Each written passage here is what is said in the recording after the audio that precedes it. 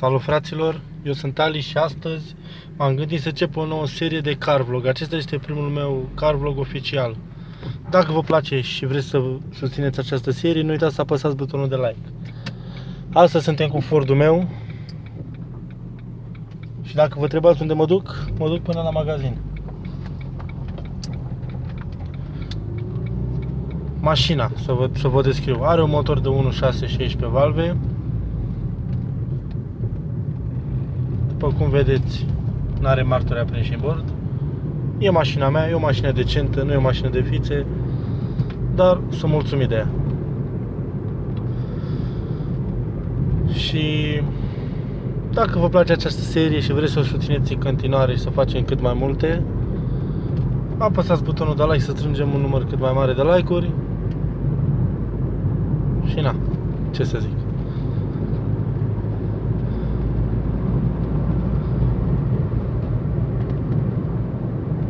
Mașina merge bine,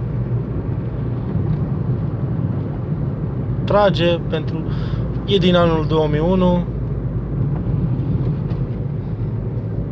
Haide mă du-te. Uitați tocmai ce mă depășește un Opel Zafira. Imediat după ce să ajung la magazin o să facem și un test de accelerare.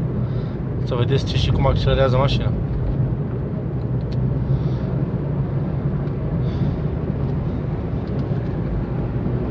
Are geamuri electrice, aer condiționat și afară este foarte cald, fraților, 40 ceva de grade sunt, murim, ne topim aici de cald.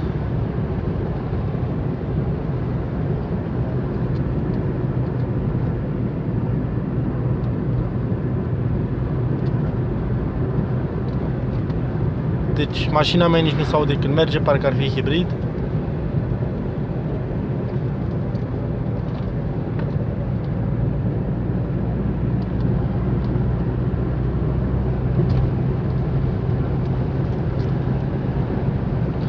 Fraților, mai am un pic și ajung la magazin și o să continuăm filmarea după, da? După ce fac cumpărăturile. Bun, fraților, am revenit și cu partea a doua. Am terminat de făcut cumpărăturile. Și acum am promis că facem un test de accelerare al mașinii. Stați, uitați. O încetinim, nu vine nimic în spate. Sunt în treapta întâi.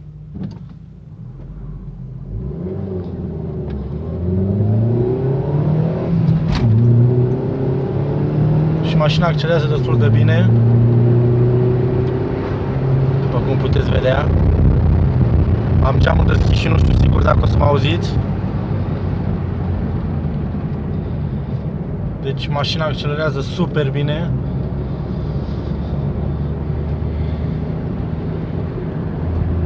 Uitați, în treapta a patra și nu am nici 3000 de turi aproape.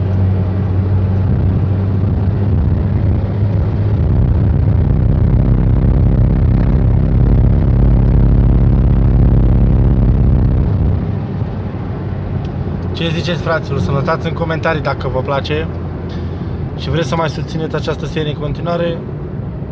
V-aș ruga să strângem cât mai multe like-uri. Eu ar trebui să mă uit mai mult la drum decât la voi.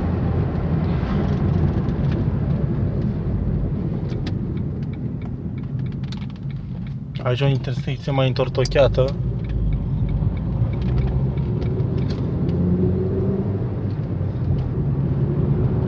Am o problemă cu bicicliștii care nu se dau la o parte și merg pe mijlocul străzii.